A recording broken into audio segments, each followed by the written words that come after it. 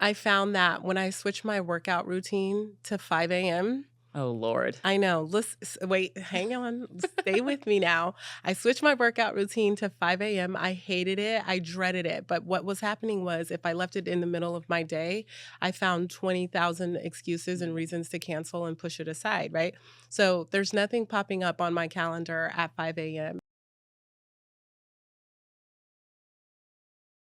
Hello, hello. This is Brooke Devard, and you're listening to the Naked Beauty Podcast. And if you're joining us on YouTube, you are watching the Naked Beauty Podcast. I'm so excited about my guest today, Nina Westbrook, because one of the things we're going to really dive into is routine, the importance of having a routine.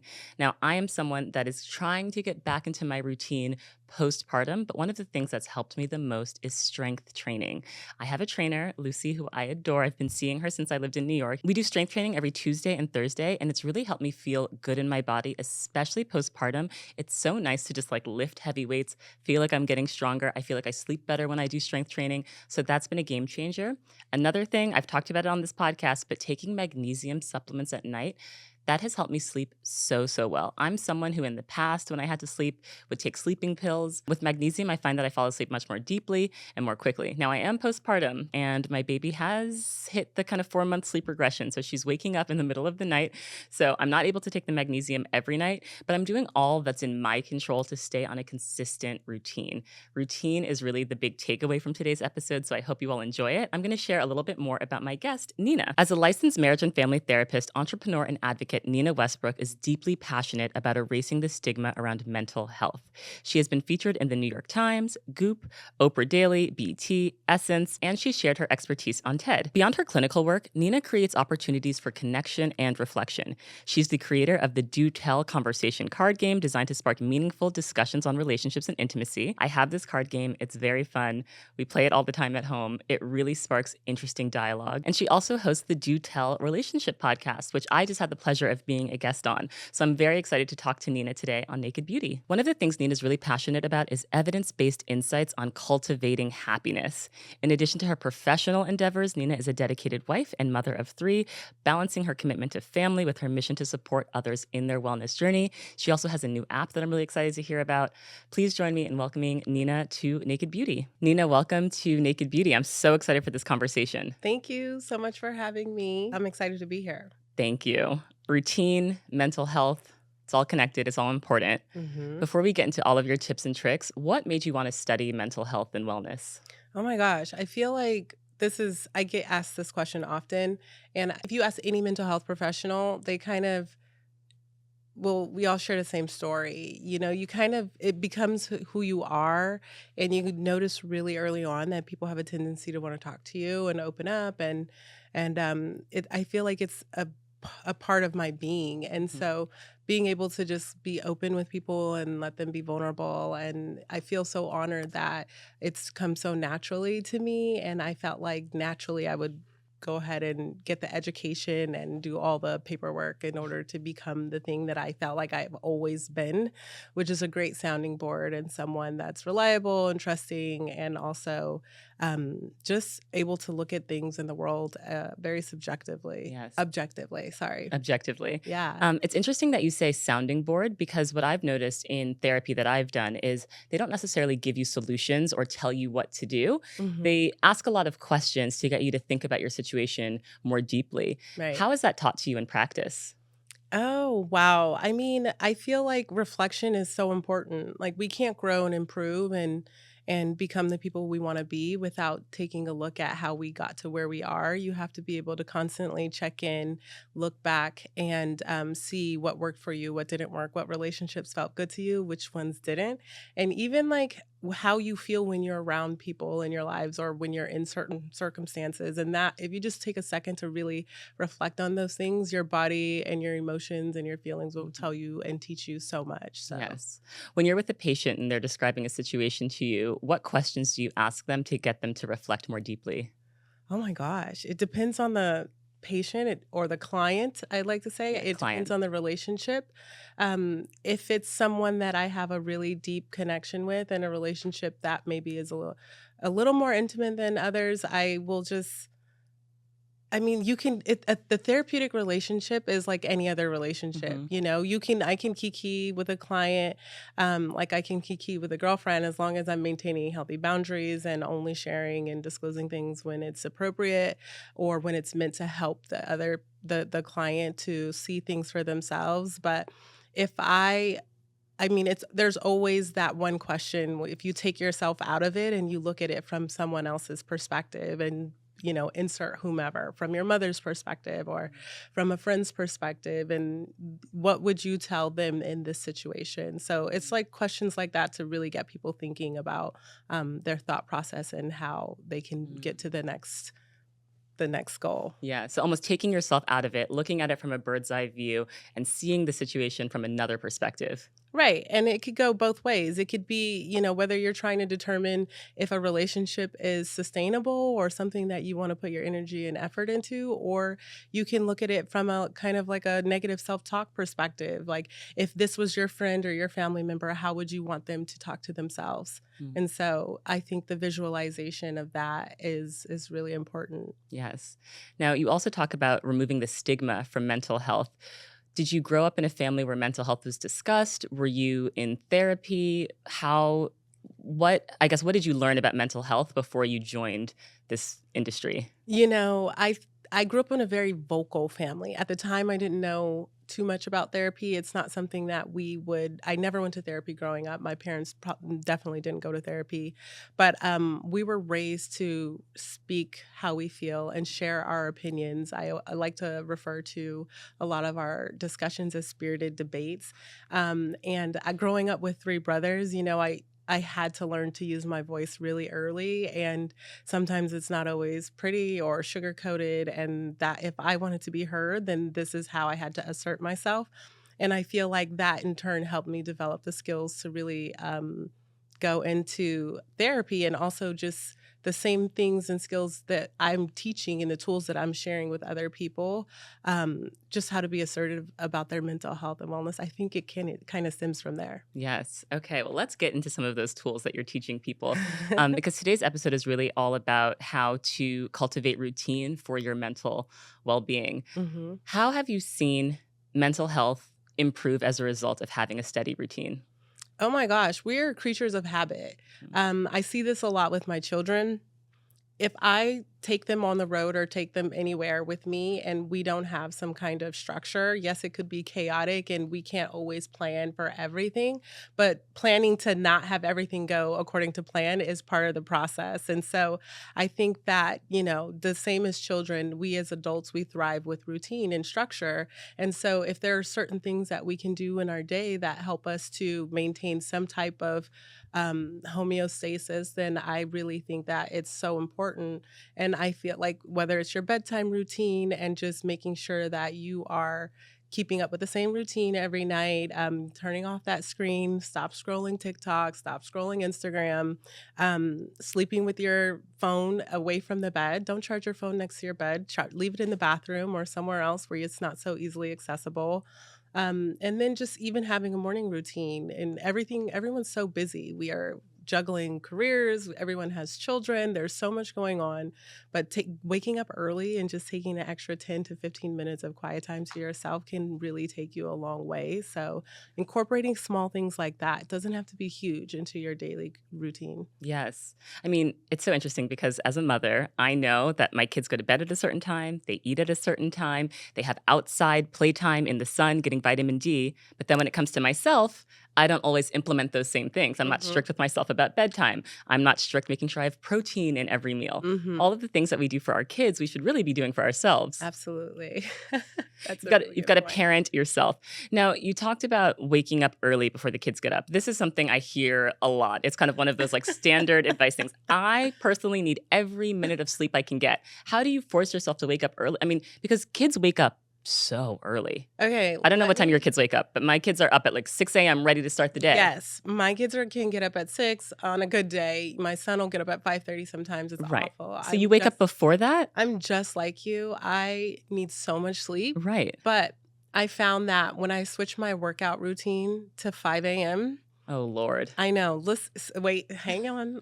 Stay with me now. I switched my workout routine to 5 a.m. I hated it. I dreaded it. But what was happening was if I left it in the middle of my day, I found 20,000 excuses and reasons to cancel and push it aside, right? So there's nothing popping up on my calendar at 5 a.m. I would hate getting up, but I did it. Once I was finished, I felt better. I felt energized. Yes, I was tired waking up, but I had the most energy for the rest of the day with a clear mind and a good little dopamine boost. So it's Yeah. definitely worth it, but it is a struggle and it's a challenge. Yes. Now, you were an athlete. You're Mhm. married to an athlete. Do you still consider yourself, is it like once an athlete, always an athlete? I feel like I'm going to say yes because the strain that your body goes through, both good and bad, I'm still seeing the results of that, right? I have a really good heart rate. I'm very, I love that you fit. know your heart rate. Oh my, I don't even know. yes, I have a very really steady low heartbeat, and I'm always very easy to work out. When I work out, I get muscle really quickly. Mm. That muscle memory is always there, but also I have so many aches and pains.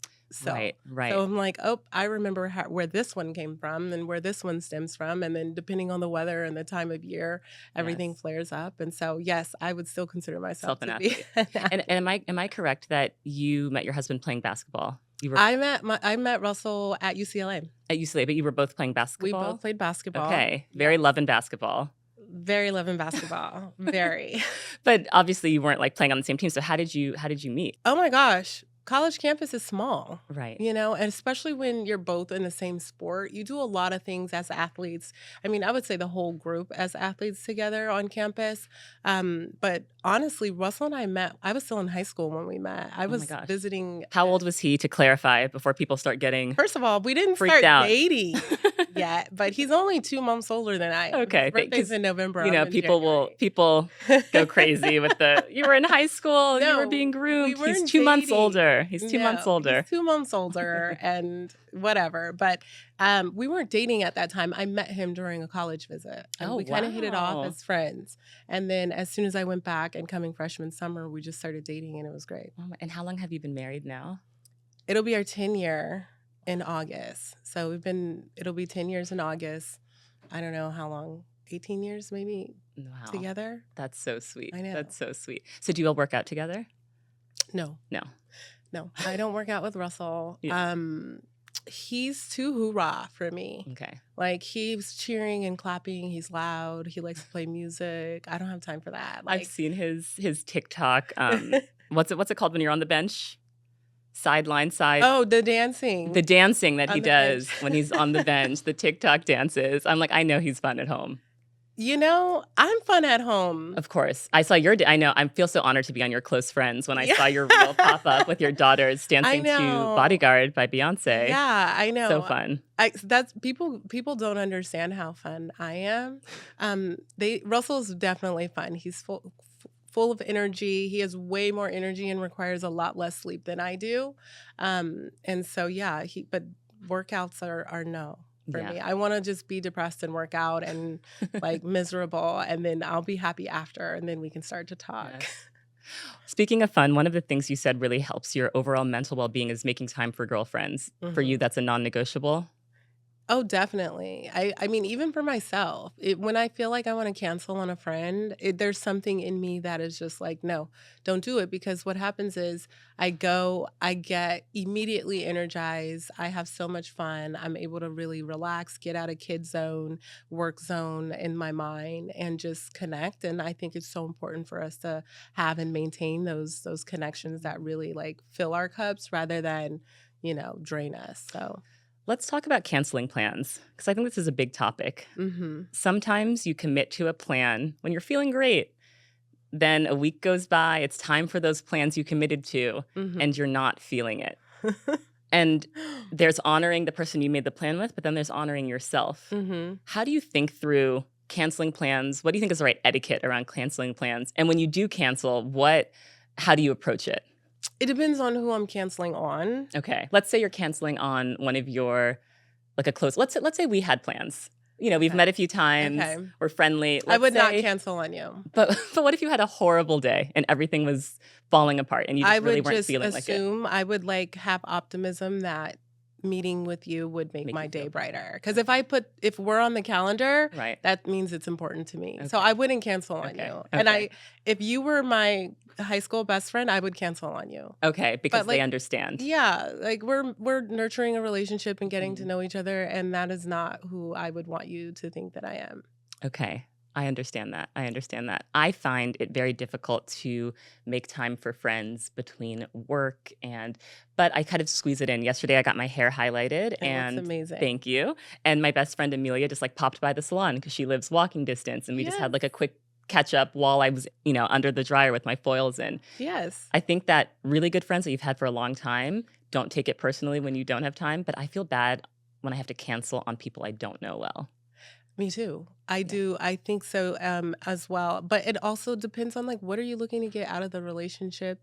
Like why are you canceling? If it's just something that you have no control over, then you gotta like let that go. Yeah. There's no control. You don't have any control over whether or not you can make it to this outing occasion or whatever. Just let it go. The other thing is there will always be other opportunities to meet up and hang or grab a drink or a coffee or whatever Mhm. the case may be. And if that person's meant to be in your life, whether it be business wise or new friendships or whatever the case may be, they'll be there. Yeah. I have one tip for this that I feel like I've learned over time. When you're not feeling it, I think cancel as soon as you're not feeling it rather than telling yourself. Ooh. Like sometimes I'll wake up in the morning and I'll see like I have this thing at 6 o'clock but I sometimes think, okay, maybe by 6 I'll be no. You Mm-hmm. kind of know that Mm-hmm. cancel as soon as possible out of respect for the other person, I I think. love that. I would agree with that. Yeah.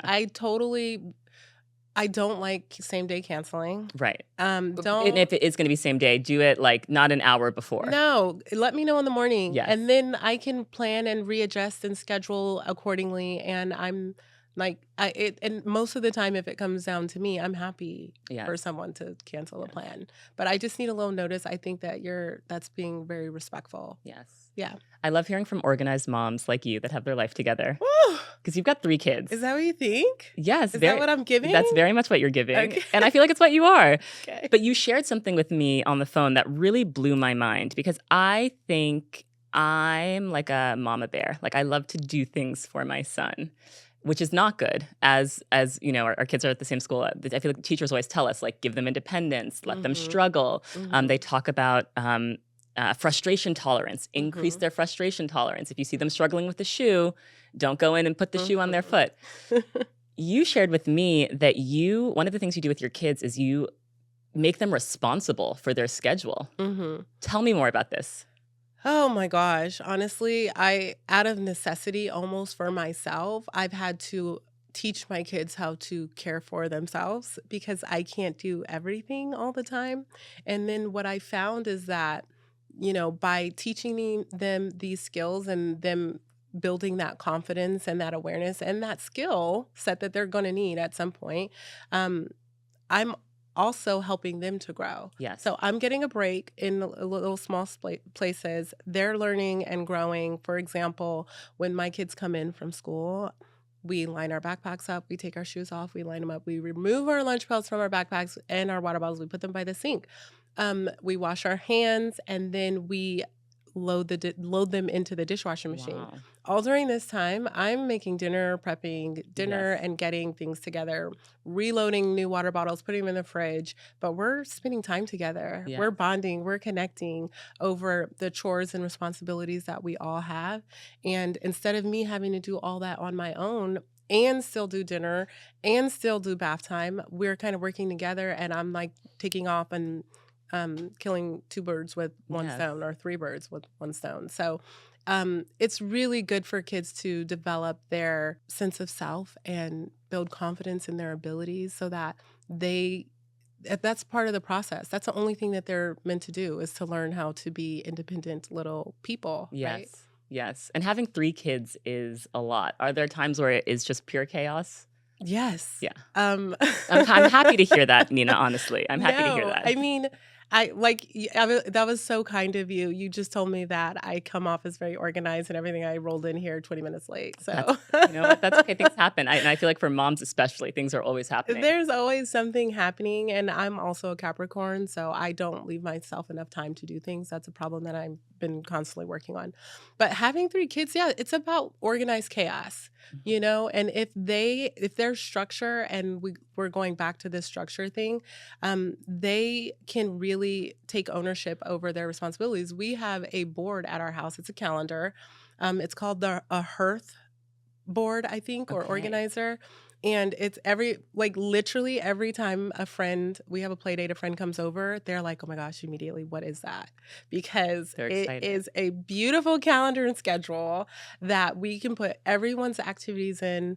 And also you can put their routines in there. So then they can tick off their little morning Mm. routines, lunch routine, or afternoon and bedtime routines. And they're like proud to do that. They're Yes. so excited and they're happy to do it. We stay organized. They can go to the board and look at what they have on their schedule. My son will be like, Mom, I have practice. Who's taking me? And I'm like, oh my gosh, he does have practice. So, like, just putting all the little systems in place that can really help you to stay organized, but also organize your kids. Yeah. And then everyone can then we can roll with the punches as we go. Yes, yes. It's like their Google Calendar, their Exactly. source of truth. I What's know. my and isn't it so funny how our kids have such robust lives? I mean, it's like there's school and then there's after school activities. Like my son's in soccer, he's in T-ball, he has dance class, he does gymnastics. Mhm. That's what my son literally, I think yesterday he was yelling at me, "Mommy, I have so much to do." Mind you, Do you think it's overscheduling sometimes? okay, so here's another thing. I went to this thing. I'm always trying to figure. I don't have all the answers, and I'm always trying to figure it Mm, out. So I went to this coffee where this woman was teaching us or telling us or sharing about children's schedules and how we can help to maintain them. And one of the biggest takeaways I got from her was that if my kids are going to bed on time, then their scheduling is okay. okay. So my kids go to bed at 7 o'clock and 7:30.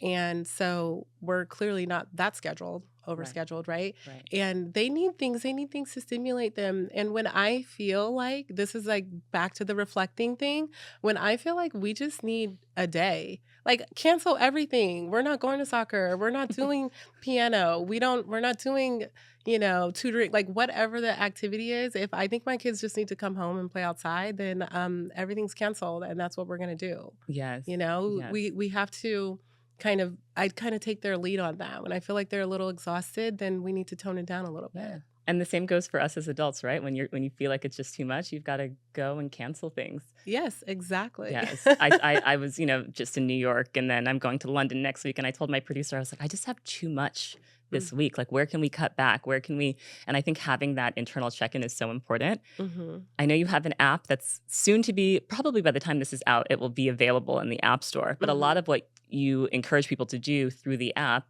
is to check in with themselves. Can you Mhm. share a bit more about that? Absolutely. The app is called Nebii, and basically Spell it's spell Nebi for us. Nebbi. Okay, what does that mean? It's like a little combination between ebbing and flowing and Oh, I love nebula that. because our lives are in orbit and Yes. everything requires homeostasis, and we just want to be balanced and try and figure out the best way to go about doing that. And the main preface is that reflection piece, checking in with yourself. You start every day with a check-in.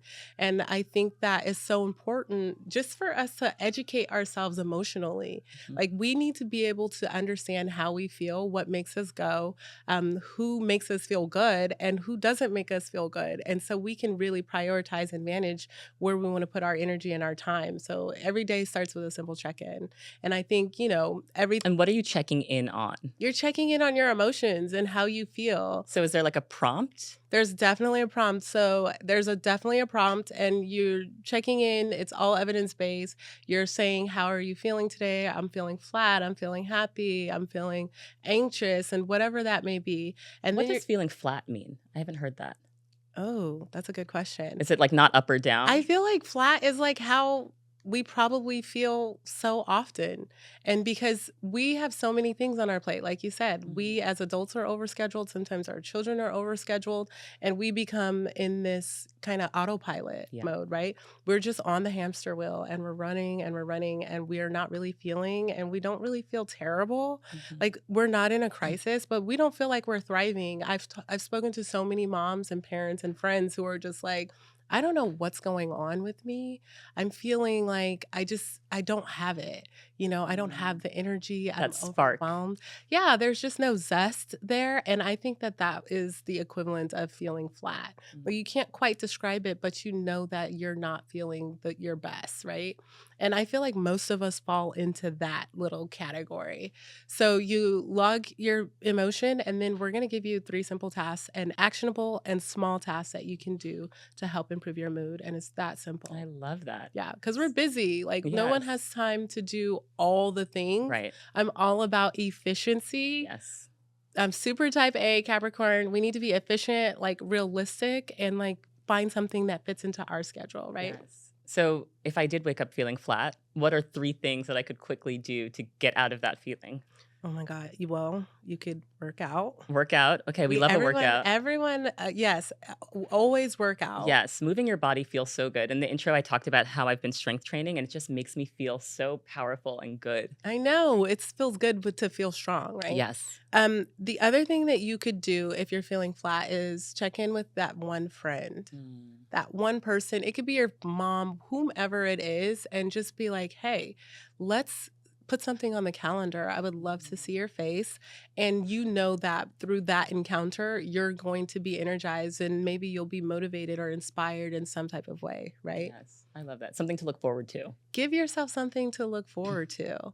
And then the other thing that you can do is one thing that makes you happy. Like, figure out what you can do today. That's a small, small win that will make your day a little tiny bit better. Because it's all about like small wins and small actions that create big change. For me, that would mean getting my kids into bed and down all the same, at the appropriate time, and then putting on Housewives or something and having a glass of Yes. wine with my Yes. dinner. Like, that for me is gonna make me so happy. I would it's the simple things. Someone needs to write a dissertation about how educated women love the Real Housewives franchise. It is truly a phenomenon. The Yep. smarter you are, the more you love the Real Housewives. What's your I don't favorite know what it city? is. Oh, ooh, that's tricky. I mean, I really loved last season's of Beverly Hills Housewives because Okay. I live for both. Yes, we love Oh my Bose. gosh, Yes. she was my favorite, and I just loved how quick and classy all of her little clapbacks were. I just loved it, and so What do you think it is about the Real Housewives that attracts people that, have high-powered jobs and are using their brain all the time? Is it this idea that you can turn your brain off? Is it escapism? I think it's escapism, and it's both. I mean, when I watch Beverly Hills Housewives, first of all, I love fashion, so Okay. I'm interested. Like, I like looking at pretty things. I The eye don't care candy. what. Yes, it's fine. I want to see beautiful things and people and fashions and whatever. And then I also don't want to have to think about anything. I just want to watch. Like, I have so much drama and so much stress in my own life. It's nice to sit back and like not have to be a part of it, Right. and I can just tune in and like be like, "Oh, I guess I'm okay." Yes. Like, this is mild compared to what's happening on a Real Housewives right now. Like, it's a little mood. It's like a little boost of energy for me. Right. It's just pure entertainment. Entertainment and a little barometer, like, okay, I have drama in my life, but it's not like this drama. Yes. Yeah. Question for you, because we're on Naked Beauty discussion. Your skin is just phenomenal. I'm sure Oh my everyone gosh. around you asks you for skincare advice. Ah. And you can't have great skin without a routine. So the same way we're saying you can't feel good in your body without a routine, you cannot Mhm. have good skin without a routine. I Mhm. mean, if you're really genetically blessed, maybe, but the skin is phenomenal. Oh my So gosh. take me through your AM and PM routine. Okay, so I was a little nervous you were going to ask me this. Why nervous? This is the only thing I thought about, I reflected on before coming here because I was like, well, I'm probably going to have to share some skincare information. So I don't really do makeup. I genuinely did this all for you. Yes, It's but all for you you. look I would great. never on a random day look like this during the day. Thank you. I heard from so many estheticians, but Sarah Ackerman, to be specific, she's like, don't ever do anything to your face. If you take care of your skin, you're so young. Take care of your skin, use quality products, and just make sure that you are maintaining and being proactive with taking care of your skin. Yes. Then you don't have to do anything, and you don't have to wear so much makeup. Yes. And you can just feel confident and comfortable in your own skin, and that's typically how I like to be. Let's double click on this because we are both 35, right?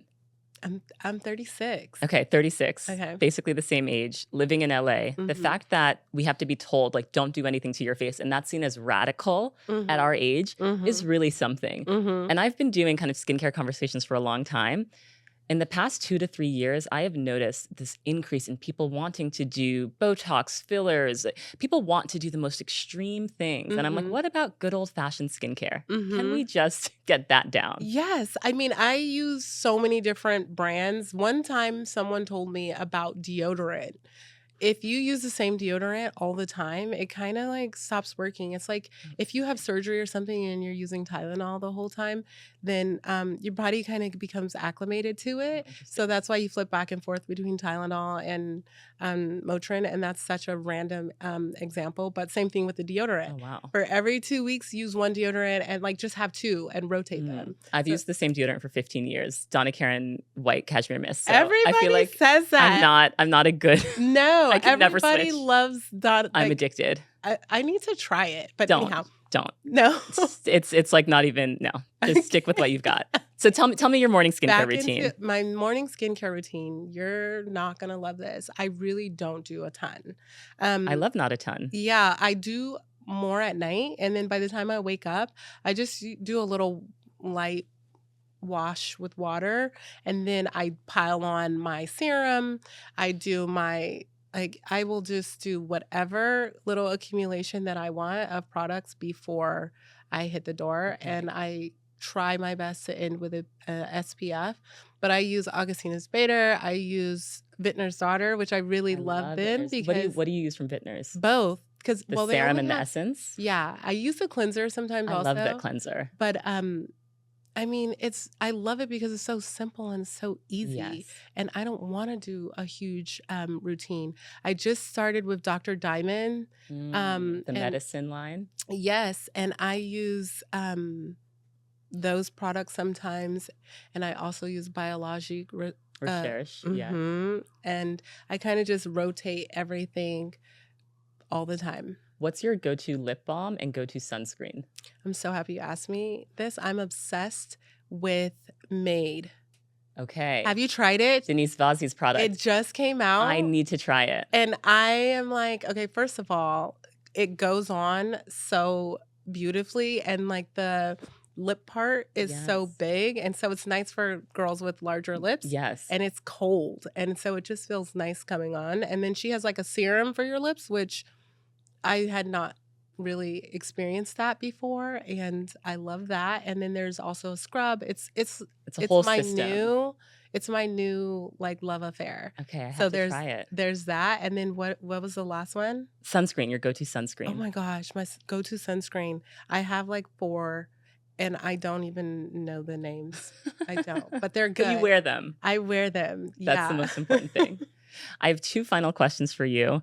For someone like you that's super busy, when you do want to have a self-care moment at home, what does that look like in terms of beauty?